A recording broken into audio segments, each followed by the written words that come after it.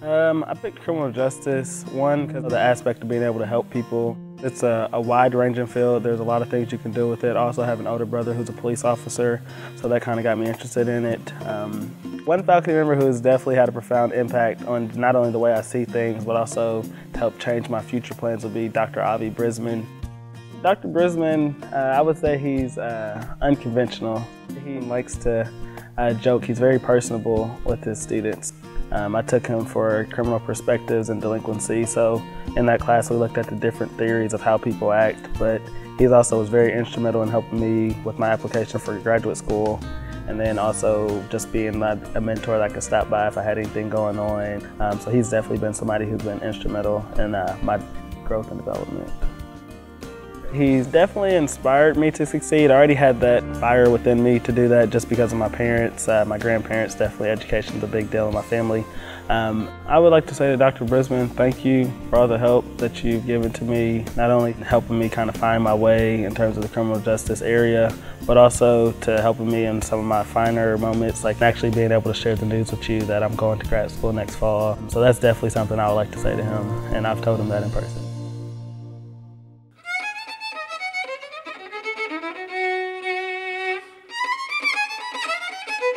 I discovered that I wanted a college education since I was really young, and my dad started reading books to me.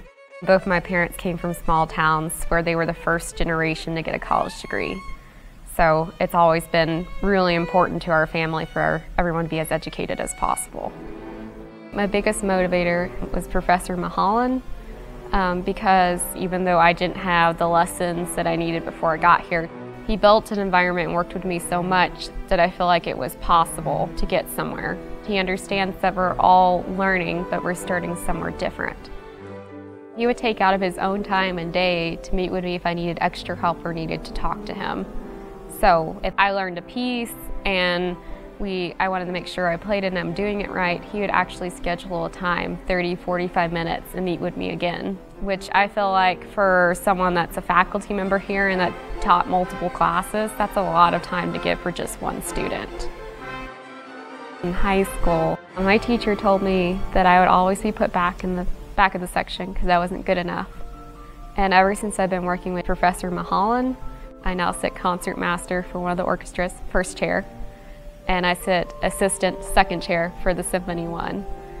So if you think about where I started and where I ended based on his confidence in me and him really working with me for me to get better, I really appreciate it because I feel like he made me successful and made me very confident in doing what I need to do for a future career. Balance formation, two each way. McClain got away from a sack, goes left, now right, could run, and he will. Good block by Meredith. 40, 50, go Jared, go. 40, got to the corner, 30, out of room, 26, 25-yard line. Jared McClain. I think my 4 years here were a great foundation and stepping stone for the next phase of my life. I think that Coach Dane, Damron, OC here, he's really been a father figure to me. We've had one-on-one conversations about life, about my goals. My first year here was his first year as OC, so we've really grown and went through that journey together. My first camp, I was a hothead freshman, and we got into kind of an argument on the field, and it got bad, and he benched me during camp, during practice. After practice, we go up to his office for our traditional, meetings after the scrimmage or a practice, and he sat down and he said, "Jared, you could be as good as you want to be, but you've got to humble yourself. You've got to, be that team player, and you got to remove Jared from the situation because you are a leader on this team." And he said the hardest thing about coaching you is that I was that kid, 10, 12 years ago. And when he said that, that was him saying that I've been in your shoes, so I know how you feel, I know what's going through your mind, I know the pressure. And from that day forward, I knew I could trust him because he had that same struggle.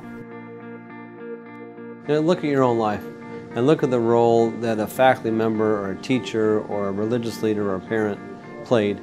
And that really speaks to how vital mentors are to young people today. And I believe at Eastern Kentucky University we have faculty and advisors and staff that adhere to this philosophy, that education is about transformation. It's about changing people's lives. And at Easter, you're not just a number. We know who you are. We know when you're not in class. And our faculty care a great deal about your success as a student and as a person. And our staff do as well. And I think that's one of the really unique aspects of EKU that I really come to love, that people love this place because of what it meant to them and because of what it means to our current students. I would definitely feel elated on graduation day. The ceremony would mean everything. Something I can look back on, a milestone moment, but also able to look around at the people who I've struggled through classes with to know that we've made it. We've made it for sure.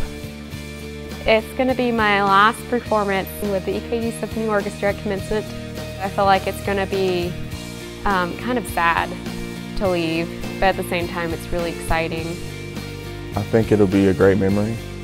Who'd ever thought a kid from Georgia would be coming to Richmond, Kentucky for 4 years and fall in love with the place, and I think that's what has happened since I've been here, and I've appreciated every moment.